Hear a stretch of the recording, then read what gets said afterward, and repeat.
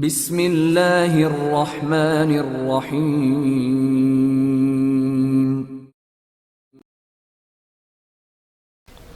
سبز لہو، عمران سیریز، مصنف ابن صفی۔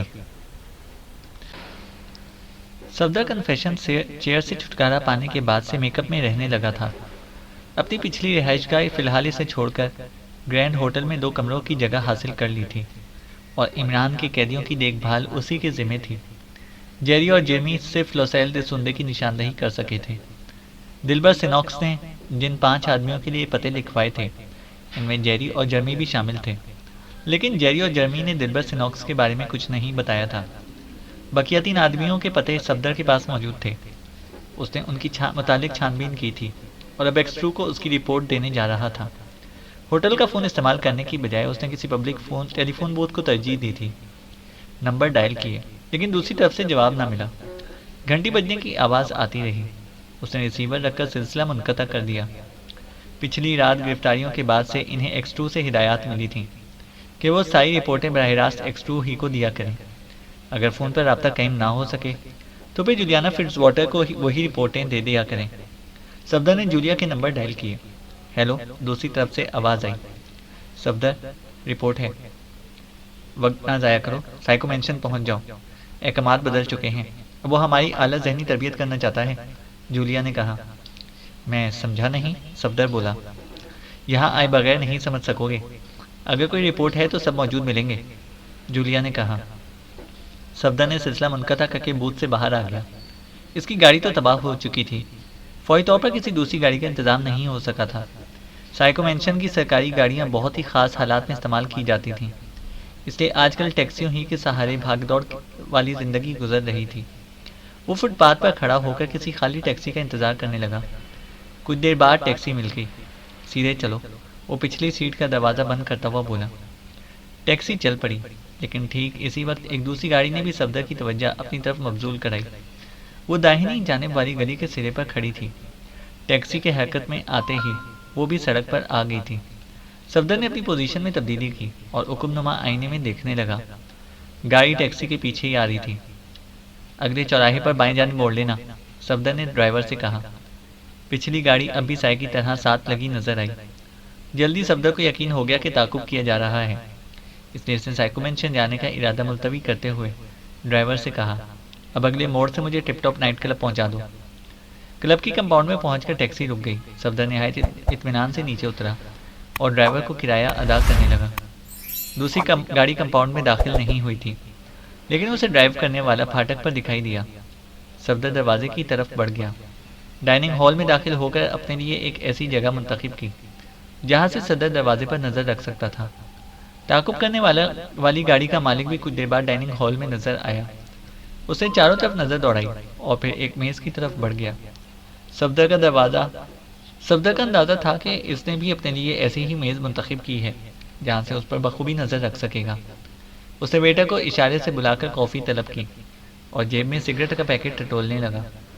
مشرق بعید کے کسی ملک کا باشندہ معلوم ہوتا تھا، چہرے پر سخت گیری عیاں تھی۔ وہ صفدر کی طرف متوجہ نہیں تھا، لیکن صفدر کو تو ایسا ہی محسوس ہو رہا تھا جیسے وہ اسے 1000 آنکھوں سے گھورے جا رہا ہو۔ اس نے سوچا کہ اس کا تعاقب کا مطلب تو یہی ہو سکتا ہے کہ میک اپ میں ہونے کے باوجود بھی وہ پہچانا جا چکا ہے، لیکن کس طرح؟ پھر اچانک اسے احساس ہوا وہ ان تینوں آدمیوں کے متعلق چھان بین کرتے وقت ان کی توجہ کا مرکز بنا ہوگا۔ ویسے اس نے اس میں خاصی احتیاط برتی تھی۔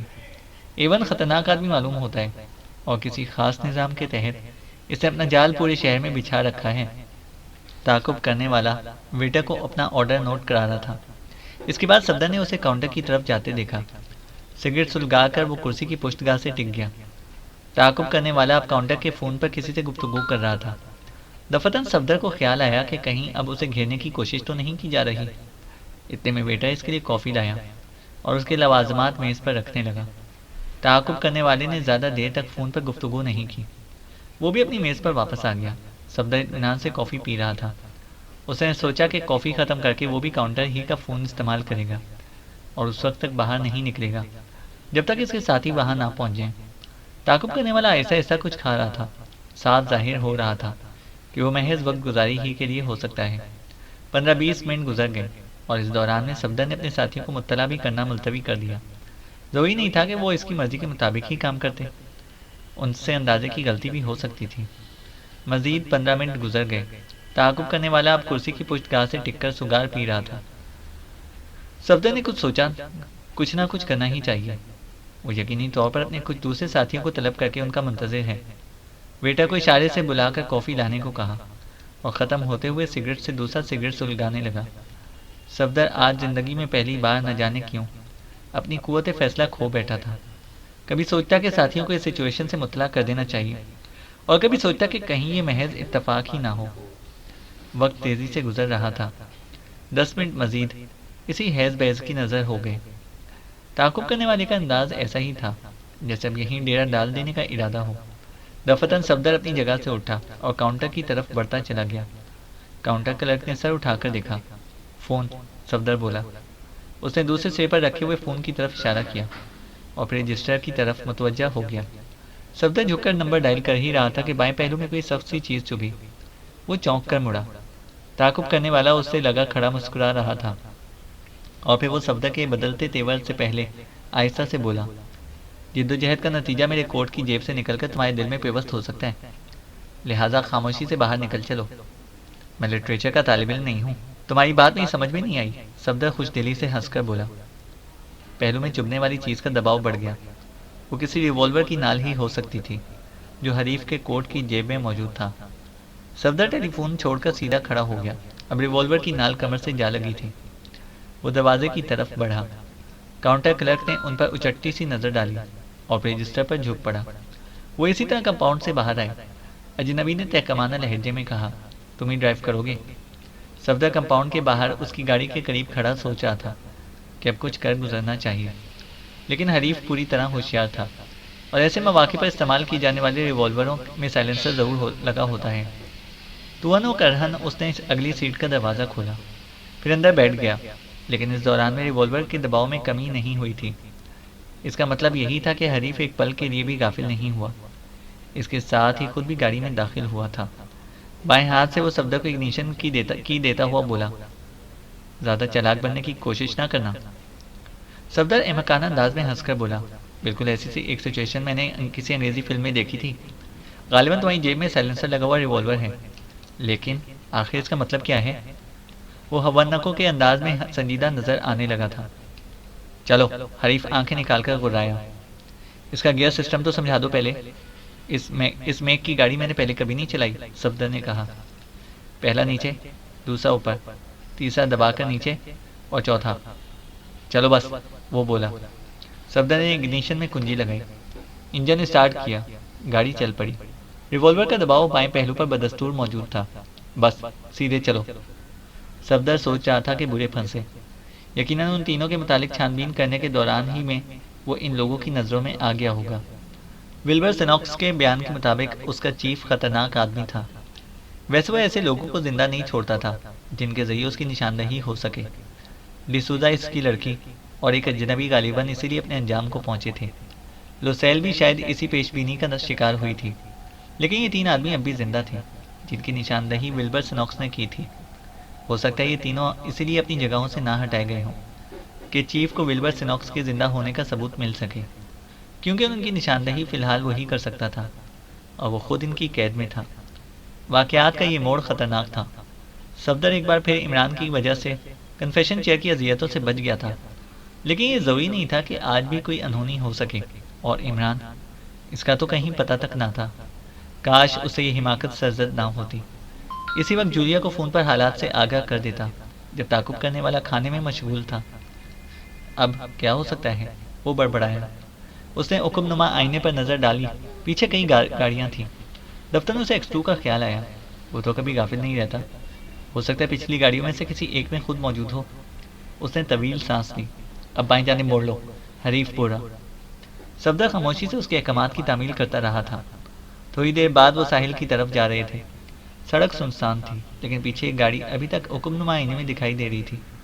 صفدر نے سوچا یقیناً وہ X2 ہی ہو سکتا ہے، یا پھر اس نے اپنے کسی ماتحت کو بروقت مطلع کر دیا ہو۔ پھر خیال آیا کہ تعاقب کرنے والے نے بھی تو فون پر کسی سے گفتگو کی تھی، لیکن اگر اس نے اپنے کچھ ساتھیوں کو وہاں بلا لیا تھا تو پھر تنہائی اتنا بڑا خطرہ کیوں مول لے بیٹھا؟ کسی بھری پوری جگہ سے کسی کو اس طرح نکال لانا آسان کام تو نہیں ہو سکتا۔ اس نے صرف تعاقب کی اطلاع کسی کو دی ہوگی۔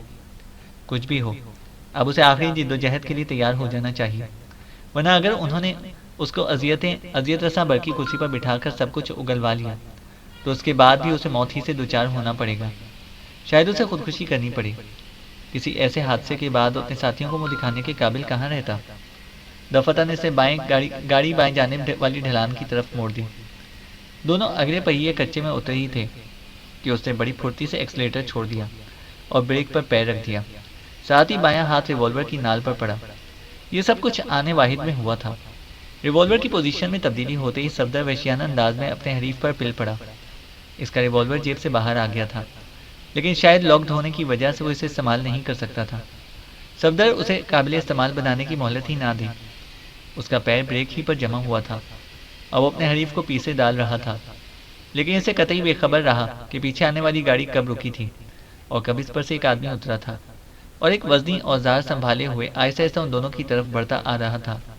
پھر اس کی لا علمی ہی میں اس کے سر پر قیامت ٹوٹی اور وہ وزنی اوزار بڑی قوت سے استعمال کیا گیا تھا۔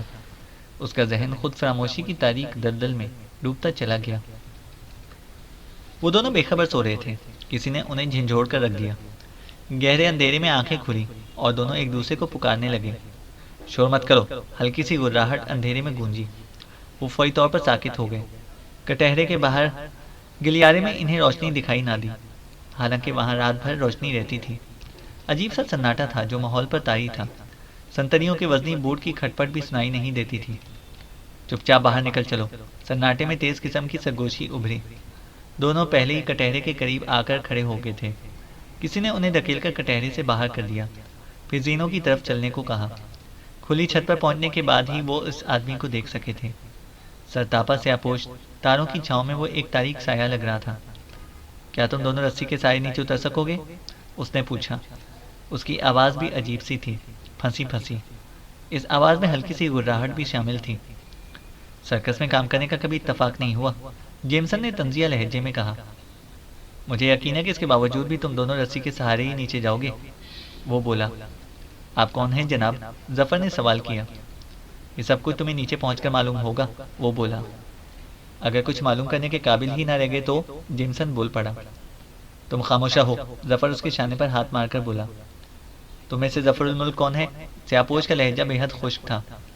میں ہوں جناب، ظفر بولا۔ یہ لفافہ احتیاط سے رکھو، نیچے گاڑی موجود ہے، وہ تمہیں کس محفوظ مقام پر پہنچائے گی، وہاں تم اس لفافے میں پائی جانے والی تحریر کے مطابق عمل کرنا، سیاپوش نے کہا۔ حوالات کی اکبی دیوار کے قریب ہی انہیں ایک سیاہ رنگ کی وین کھڑی دکھائی دی۔ نیچے پہنچ کر جیمسن آہستہ سے بڑبڑایا۔ کلاسیکی ادب میں کمند کا ذکر بھی جا بجا ملتا ہے، لیکن افسوس چرخ کج رفتار سے ہمیں چھت کے نیچے نہ دیکھا گیا۔ گاڑی سے ایک آدمی اتر کر ان کی طرف بڑھا۔ یہاں بھی اندھیرا ہی تھا، وہ اس کی شکل نہ دیکھ سکے۔ گاڑی میں بیٹھ جاؤ، جلدی کرو، آنے والا قریب پہنچ کر بولا۔ آواز کچھ جانی پہچانی سی محسوس ہوئی۔ وہ گاڑی کے پچھلے حصے میں جا بیٹھے۔ دروازہ بند کر دیا گیا۔ ابھی تک سردی مزاج پوچھ رہی تھی۔ گاڑی کا دروازہ بند ہو جانے پر کسی قدر حرارت کا احساس محسوس ہوا۔ گاڑی حرکت میں آ چکی تھی۔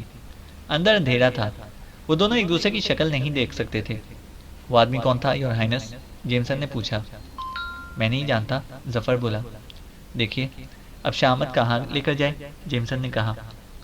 تم عورتوں کے سے انداز میں کیوں گفتگو کرنے لگے ہو، ظفر نے کہا۔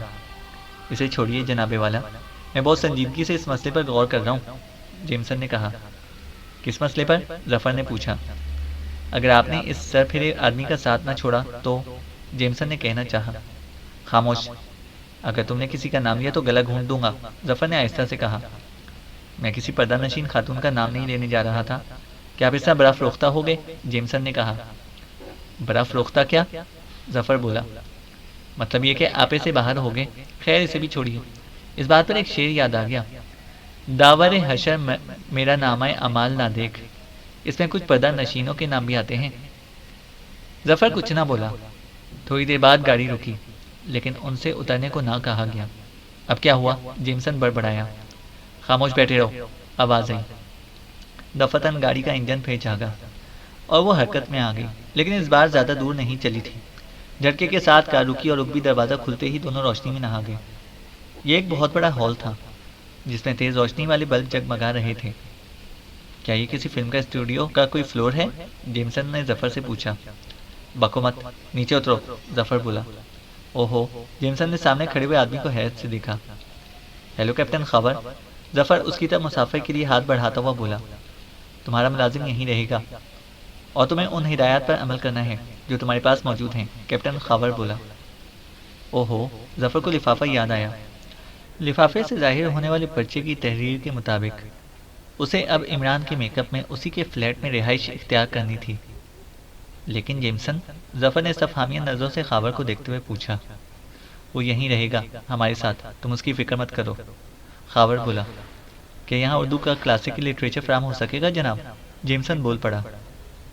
جو کچھ بھی چاہو گے مہیا کر دیا جائے گا، خاور نے کہا۔ مناسب ہے، جیمسن بولا، اور ظفر اسے گھور کر رہ گیا۔ صفدر اب پوری طرح ہوش میں تھا، لیکن سر کی تکلیف کی وجہ سے آنکھیں نہیں کھل رہی تھیں۔ وہ ان لوگوں کی گفتگو صاف طور پر سن رہا تھا۔ اس وقت اس کے قریب 2 آدمی موجود تھے۔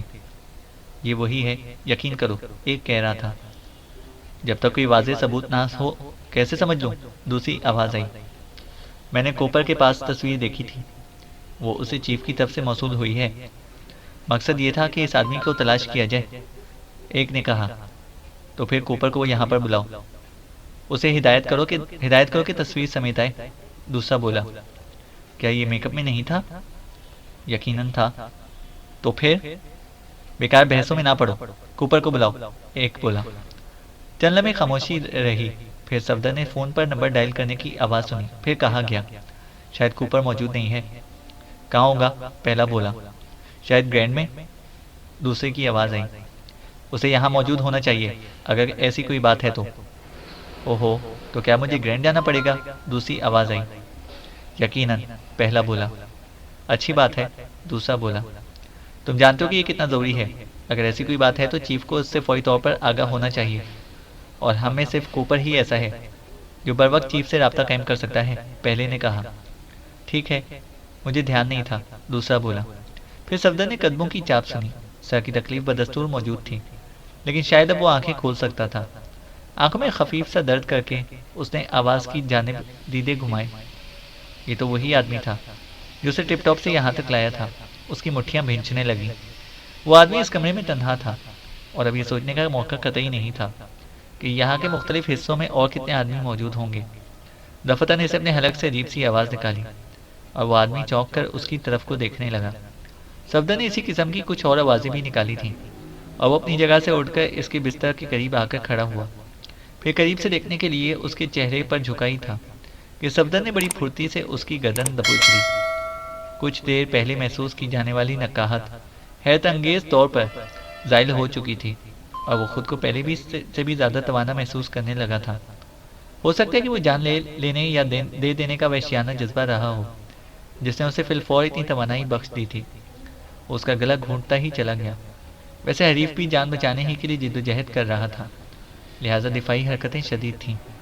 وہ صفدر کے اوپر ہی گرا تھا، اور وہ اسے پیٹ ڈالنے کے لیے ایڑی چوٹی کا زور صرف کیے دے رہا تھا، لیکن اس کی گردن پر صفدر کی گرفت مضبوط سے مضبوط تر ہوتی جا رہی تھی۔ دفتر نے اسے محسوس کیا کہ اب حریف ایک بوجھ کی طرح اس پر بھی حس و حرکت پڑا ہوا ہے۔ وہ اسے پرے چھٹک کر اٹھ بیٹھا۔ وہ فرش پر جا پڑا۔ اس نے بڑی تیزی سے اس کی جیبوں کی تلاشی لی۔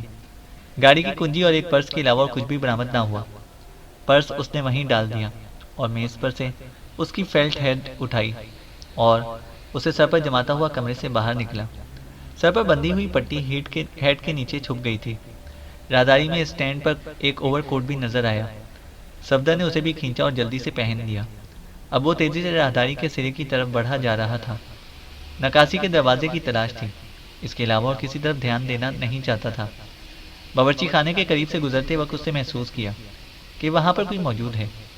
صدر دروازے پر پہنچ کر اس نے نہایت اطمینان سے ہینڈل گھمایا۔ دروازہ مقفل نہیں تھا۔ باہر کمپاؤنڈ میں وہی کار دکھائی دی جس پر یہاں تک لایا گیا تھا۔ ایک بار پھر اسے کھلی فضا میں سانس لینے کا موقع ملا، اور اب اسے ایسا محسوس ہو رہا تھا جیسے زیادہ دیر تک اسٹیئرنگ نہ کر سکے گا۔ پورا جسم کانپ رہا تھا، اور سر کی تکلیف پہلے سے بھی زیادہ بڑھ گئی تھی۔ وہ جلد از جلد اس گاڑی سے بھی پیچھا چھڑانا چاہتا تھا۔ اندھیرا پھیل گیا تھا، سڑکوں کے پول روشن ہو چکے تھے اور سڑکوں پر ٹریفک کا ازدحام تھا۔ اس نے ایک جگہ گاڑی روکی اور نیچے اترا اور ایک گلی میں مڑ گیا۔ کنجی اگنیشن ہی میں چھوڑ آیا تھا اور چلتے وقت گاڑی کے نمبر ذہن نشین کرنا نہیں بھولا تھا۔ دوسری سڑک پر پہنچ کر اس نے ایک ٹیکسی رکوائی اور ڈرائیور کو اپنے رہائشی مکان کا پتہ بتایا۔ ہوٹل واپس جانا اب کسی طرح بھی مناسب نہیں تھا، کیونکہ اول تو چہرے سے میک اپ ہی اتر چکا تھا، دوم یہ کہ ان لوگوں کو اس ٹھکانے کا علم تھا۔ بہرحال اس وقت اس کے علاوہ کوئی چارہ نہیں تھا کہ وہ اپنی اصل قیامگاہ کا ہی رخ کرے۔ زخمی حالت میں کسی تیسرے ٹھکانے کی تلاش عقل مندانہ فعل نہ ہوتا۔ ٹیکسی کچھ دیر بعد اس کے مکان کے سامنے رکی اور اب اسے احساس ہوا کہ نہ اس کی جیبوں میں پیسے موجود ہیں اور نہ مکان کے قفل کی کنجی۔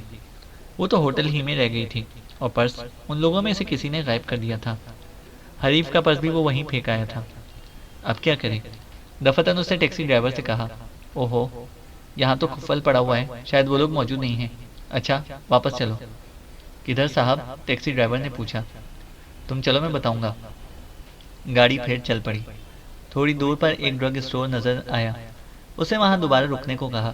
گاڑی سے اتر کر ڈرگ اسٹور میں آیا۔ یہاں کے سیلز مین اسے پہچانتے تھے۔ اس نے ان سے فون مانگا اور پہلے ہی معذرت کر لی کہ وہ کال کے پیسے بھی نہ دے گا۔ وہ سب اخلاقاً ہنس پڑے تھے، جیسے وہ مذاق کر رہا ہو۔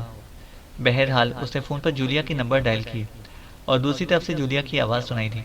اوہ تم کہاں غائب ہو گئے تھے؟ اس نے پوچھا۔ مفصل گفتگو کا موقع نہیں، تم فوری طور پر کنگسٹن کے بس اسٹاپ پر پہنچو۔ میرے لیے کچھ رقم بھی لیتی آنا۔ جس ٹیکسی پر سفر کر رہا ہوں اس کا کرایہ ادا کرنے کے لیے جیب میں پیسے نہیں ہیں۔ وہ بولتا رہا۔ سنجیدہ ہو، جولیا بولی۔ جلدی کرو۔ اس نے ریسیور رکھ دیا اور سیل مینوں کا شکریہ ادا کر کے ٹیکسی میں آ بیٹھا۔ کنگسٹن کے بس اسٹاپ پر چلو، صفدر نے ڈرائیور سے کہا۔ اس کا اندازہ تھا کہ جولیا اس کے پہنچنے سے پہلے ہی وہاں پہنچ جائے گی، کیونکہ کنگسٹن کا بس اسٹاپ سائیکو مینشن سے زیادہ دور نہیں تھا۔ جولیا کی گاڑی اسے دور ہی سے نظر آ گئی۔ اس کے پیچھے پارک کرنے کی جگہ بھی موجود تھی۔ اس نے ٹیکسی وہیں رکوائی اور نیچے اتر کر میٹر دیکھنے لگا۔ جولیا اپنی گاڑی سے اتر کر اس کے قریب آ گئی۔ اس نے کچھ نوٹ اس کے ہاتھ میں دیے۔